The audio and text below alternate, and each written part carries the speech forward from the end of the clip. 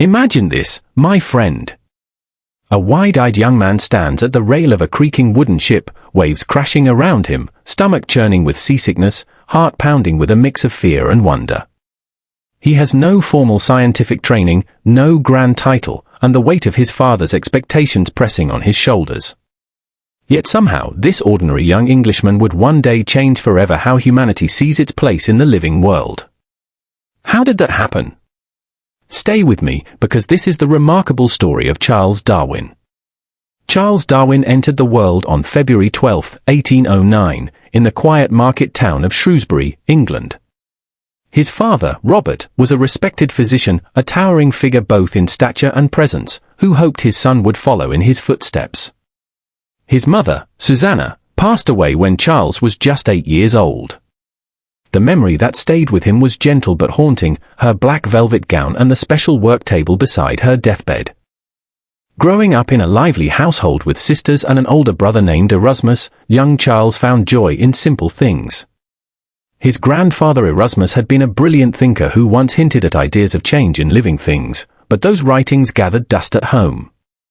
Instead, Charles's early spark came from the world around him.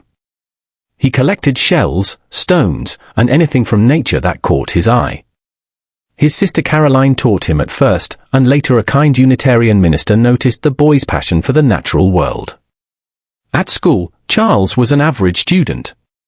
He preferred roaming the countryside, reading adventure stories, and dreaming of faraway places over strict lessons. His father, concerned about his lack of focus, sent him to the University of Edinburgh at 16 to study medicine. But Charles found the lectures dull and the experience lacking. He couldn't bear watching surgeries without pain relief, and the formal path felt like a poor fit. His father, disappointed once more, suggested the clergy instead. So at 19, Charles headed to Christ's College, Cambridge. There, life took on a new rhythm. He enjoyed the outdoors more than the library, riding and shooting with friends, yet he also formed meaningful connections with inspiring professors like John Stevens Henslow and Adam Sedgwick. They took walks, talked about science and nature, and opened doors Charles never imagined.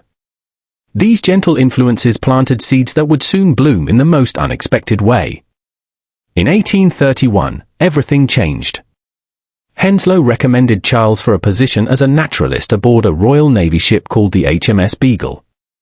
The voyage was meant to chart the coasts of South America, and the captain, Robert Fitzroy, needed a companion with a scientific eye.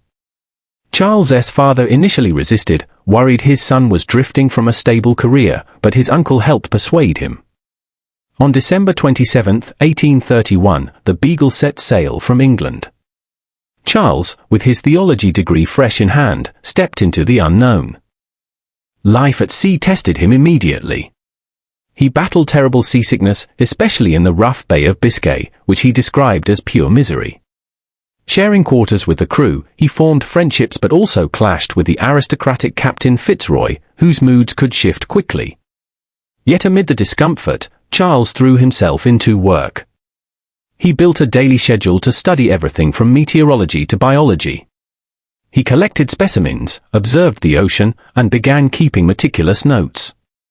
As the ship reached the Cape Verde Islands, then the lush shores of Brazil, Charles felt alive. The vibrant forests, strange birds, and colorful insects filled him with awe. In Brazil, he witnessed the harsh reality of slavery, which troubled him deeply and strengthened his belief in human dignity. He explored inland on long rides, collecting tirelessly, preserving samples, and marveling at nature's grand beauty. Further south in Uruguay and Argentina, revolutions and political unrest sometimes delayed them, but Charles kept going, riding across vast plains, enduring thirst, mosquitoes, and even being briefly marooned overnight in the cold while gathering fossils of ancient giants like sloths and armadillos. These experiences built quietly inside him.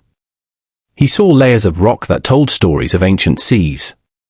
He noticed how plants and animals varied from place to place. Setbacks came often. Illness struck him in Chile, likely leaving lasting effects on his health.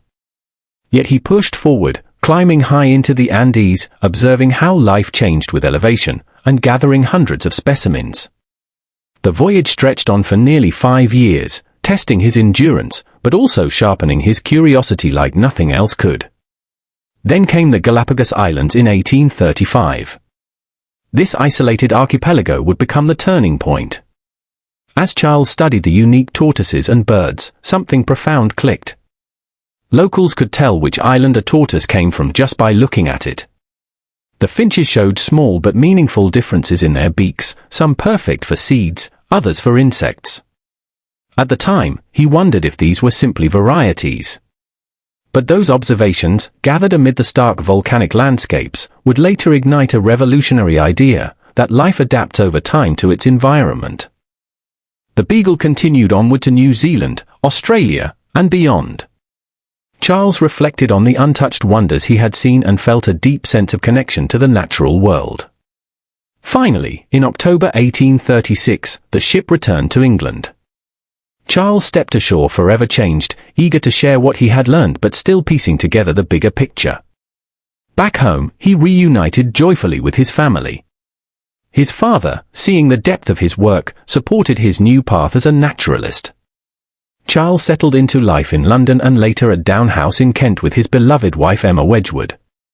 They built a warm home filled with children, laughter, and quiet routines. Charles was a devoted father who played with his kids and observed their growth with scientific wonder. Friends like Joseph Hooker and Charles Lyell visited often, offering encouragement and lively discussion. Yet health challenges persisted. Charles dealt with fatigue and discomfort that sometimes kept him from traveling or attending events. Doubts lingered too. He wanted overwhelming evidence before sharing his biggest ideas. He worked patiently for years, studying barnacles, plants, and more, building a mountain of careful observations. In his notebooks, he explored how variation appears in offspring, how environments favor certain traits, and how species might share common ancestors. Reading Thomas Malthus on population pressures helped the final piece fall into place. Useful variations would be preserved, leading to gradual change over immense time. The moment of breakthrough came when Alfred Russel Wallace independently reached similar conclusions. Rather than compete, Charles arranged for their ideas to be presented together in 1858. This spurred him to complete On the Origin of Species, published in 1859. The book was clear, evidence-rich, and transformative. It sold out quickly and sparked worldwide conversation. Darwin continued writing for the rest of his life, on coral reefs, climbing plants, earthworms, emotions in animals and humans, and the descent of man. He showed how small, incremental processes, like worms enriching soil or plants adapting to pollinators, shape our world over time. His work emphasized patience, observation, and the power of nature's quiet mechanisms. Charles Darwin passed away in 1882 at 73. He was laid to rest in Westminster Abbey near Isaac Newton, carried by the friends and colleagues who had stood beside him. His journey reminds us that greatness often begins with quiet curiosity and steady effort through setbacks and uncertainty. My friend, Darwin's life teaches us something beautiful about human potential. None of us start with all the answers. We face doubts, family pressures, health struggles, and moments when the path ahead feels unclear. But when we stay open, keep observing, persist through discomfort, and allow ideas to grow through patient work, remarkable things can happen. Discipline and resilience aren't about never struggling, they're about continuing anyway, one collection, one note, one question at a time. So the next time you feel ordinary or unsure of your direction, remember the young man on that ship, seasick but curious. The world needs your unique observations too. Keep exploring, stay kind, and trust that small consistent steps can lead to discoveries that echo for generations. What stands out most to you about Darwin's journey? Share your thoughts in the comments, I'd love to hear them. Thank you for joining me on this story. Until next time, keep wondering about the living world around you.